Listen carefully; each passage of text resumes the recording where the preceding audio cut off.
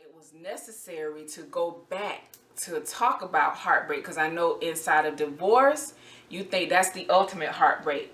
And it is. It is very devastating, especially if you've put time into it. I was married for almost 16 years. That was a lot of time put into that. And we dated for 2 years prior to that. So a total of 18 years into something. And you get into it not thinking you're going to divorce or it's going to end that way. But divorce is devastating. It's heartbreaking. But is it the ultimate heartbreak? Not in a lot of our cases, it's not. And some people, yes, some people don't experience a real deep heartbreak until they go through divorce. But in my case, divorce was not the ultimate heartbreak for me. It was not the first heartbreak. It was heartbreaking. It was not the ultimate or the first heartbreak. But like I was saying, I remember the night my mom passed. I ended up going to my youth leader's house, Miss Beverly. Some of my friends came over and stayed the night, and I cried the entire night. And they were trying to cheer me up and, you know, get me to laugh. And I don't think I even went to sleep that night. I cried and I cried and I cried and I cried and I cried all night. And I remember the next morning we got up, we ate breakfast at the table. You know, they trying to reminisce and remember when your mama did this, and remember when we used to do this, and remember when we went here, there, just trying to cheer me up. And I was not ready to come to grips with what just happened less than 24 hours ago. It was still hard, still like very fresh. So I got dressed, went back home. Of course, when I got home, the house is full of people still. People that was not there the night before, but it's a whole new different set of people there. Everybody's there trying to see, you know, how am I doing? How am I handling it? What could they do for me? There was so much concern for me, because not saying there was no concern for my sisters, but they were all grown, married, with their own families. My one sister, my middle sister, lived over in Tampa with her family, and then my oldest sister still stayed in Riviera. But I think the focus and the concern was on me because I'm a minor. My mom was my primary guardian. There was no shared custody or anything like that. So I think the focus and the concern was really on, oh my God, how is this girl doing? We know this is devastating to her. So I don't remember being in a talkative mood, but I did talk a little bit. It still was very numbing, and trying to just really come to grips with my mom is gone, and like not gone out of town. She's gone. Like I'm never going to see her again. And that day was just, I don't even know what words I can use to say how that next day was. It's just now sitting and trying to think, how am I supposed to live without her? How am I supposed to live without her? And as the days went on, and you know, funeral arrangements were made, I did not go to school. No, actually we were on break because it was still the Christmas break. My mom's funeral was on January 2nd, 1995. It was on a Monday. It was the Monday before we went back to school, and you know, some of my friends came to the services or whatever, but I did not return to school that next day. But even just leading up to the funeral, the wake, when I finally saw my mom, well, before that, remember in the ER, I said I didn't want to see her or whatever, and I did go and see her. And then the days leading up to the funeral, I was like, I'm not going. I don't want to see her like that. I don't want to be remembered of that's the final image that I see of her. And one of my cousins was like, you want to go. You don't want them to have this service and you not see her this one final time, this last goodbye on this side. You don't want to do that. And I kept thinking about it, and I was like, okay.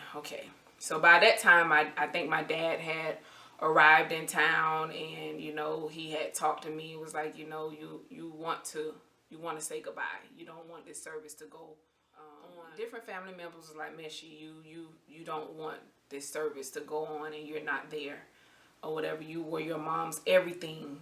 You know, you want to be there. But it was hard because I just couldn't. I did not want to accept that she was not there. She was not coming home. I was not going to see her anymore.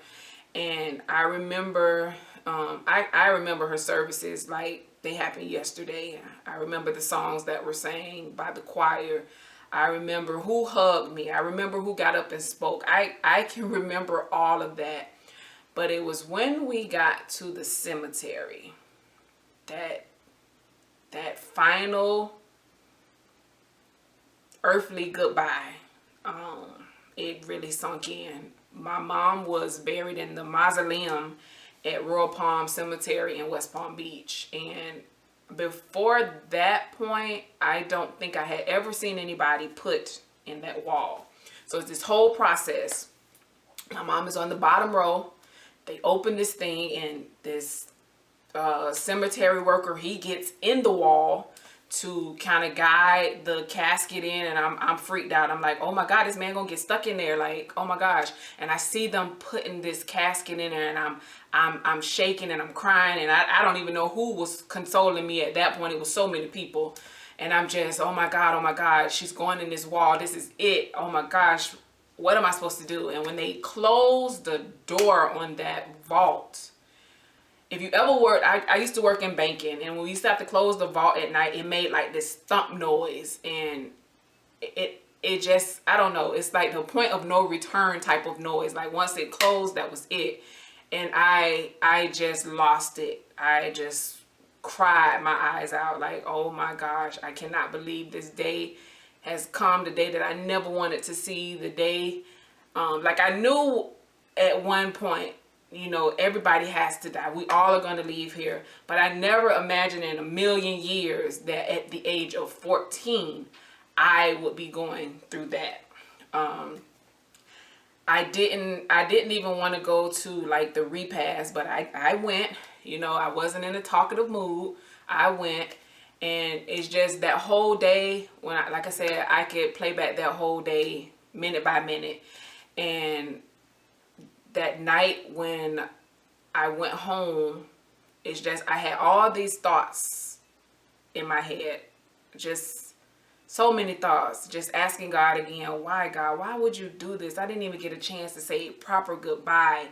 Had I known that this was going to happen, I would have prepared better. I would have spent more time. I would have told her that I loved her more, or I would have valued every moment that we shared if I knew that's the time we were leading up to. And I think that's why even now to this day with my own kids, I spend every moment I can get with them. And I know when they were growing up, they didn't understand why I would be a certain way, why I would get upset if they had stuff at school and they didn't tell me, or they didn't bring the paper home, because I remember the moments that my mom missed. So I capitalized on it when I had my own kids. Everything they had at school, I was there. Every sports event that they had, even though I'm like outside, soccer and all of that is hot. It's hot. I was there. And I think as they got older, they saw the importance of, that's why my mom jumped in the way she did, because she missed these moments with her mom. And just because I want to be there for my kids or whatever, they see now why I'm a picture person, because I don't have a whole lot of pictures with me and my mom. So my kids have had to go through picture seasons of everything. They tell me all the time, Mama, you post everything about us. And it's because those moments that I miss with my mom, I'm trying to make sure my kids don't miss those moments with me, because one day they're going to have to live without me. But I want them to have tons and tons of memories, tons and tons of photos to look back on and see, you know, the time that we shared with each other. And that time is priceless.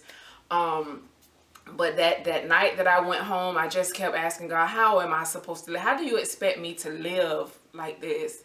You know, the one person I know that truly loved me beyond measure, you know, just would do anything. That one person that I felt that unconditional love for, you have removed her.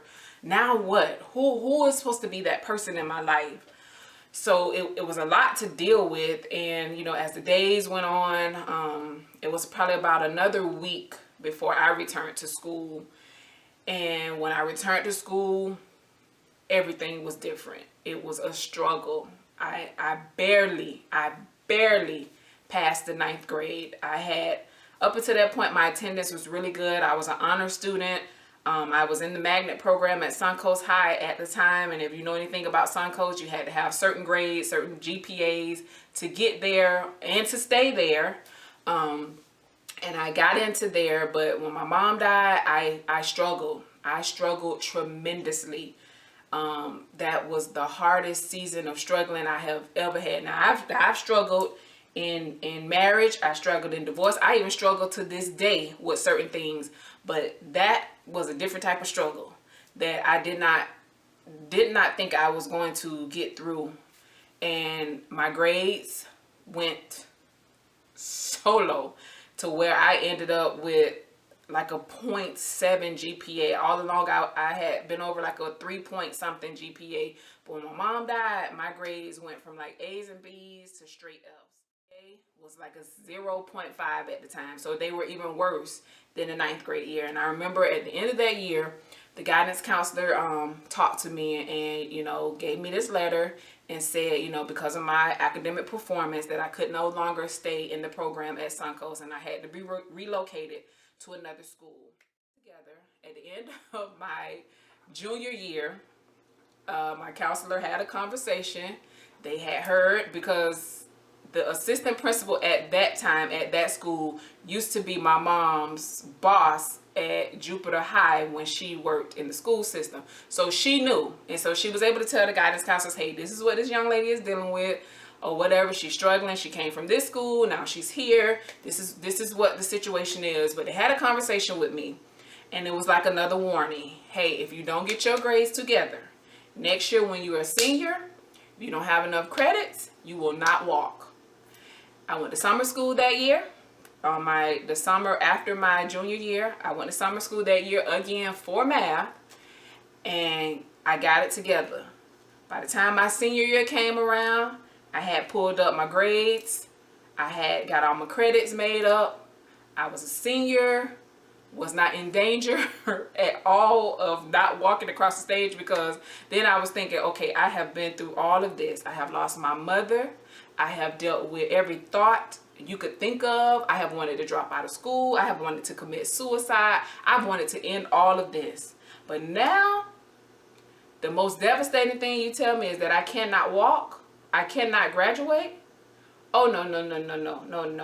I'm going to get it together, because that was one other thing that I'm like, okay, if I graduate, I know my mom will be proud of me. So I started doing things. Well, if I do this, I know this would make my mom proud or whatever. So I got it together, and I had to get it together really quick, because you're talking about senior year and you're not being able to graduate. That's such a disappointment. So I got it together and I walked across the stage in June 1998 from William T. Dwyer. It was a struggle. It was a struggle. I just did not think I was going to do it. Did not think I was going to make it. But by God's help, by God's grace, by God's mercy, He allowed me to cross that stage with all of my credits. I did not have to do any remediation. I did not have to get another type of diploma. I got my regular diploma.